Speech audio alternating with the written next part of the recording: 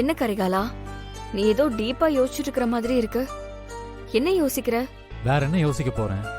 அருள் வானதி பத்தி தான் யோசிச்சுக்கிட்டு இருக்கேன். நம்ம நினைச்ச மாதிரிலாம் நடக்குமா?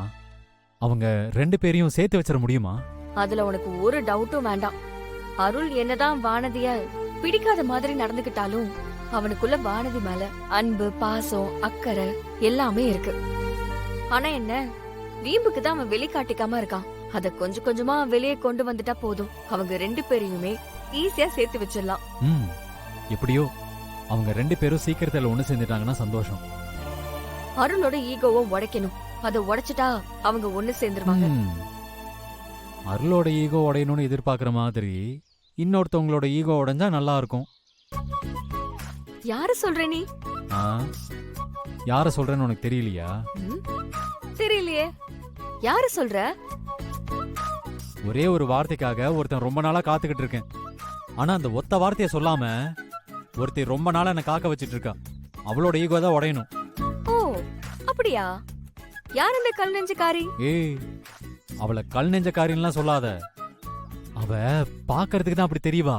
ஆனா அவ மனசு பட்டு மாதிரி.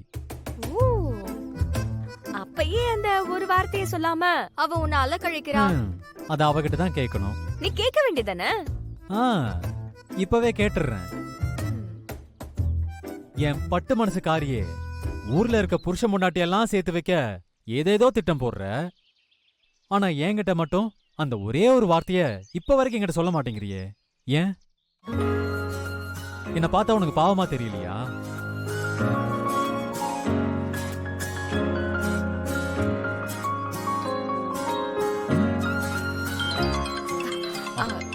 கரிகாலா, ரேணுகா மேடம் கால் பண்ணிட்டாங்க. பேசு. ஹலோ மேடம், உங்க காலுக்காக தான் வெயிட் பண்ணிட்டு இருக்கேன். சொல்லுங்க மேடம். உங்க சிஸ்டரும் உங்க சிஸ்டரோட ஹஸ்பண்டும் இங்க இருந்து கிளம்பி போயிட்டாங்க.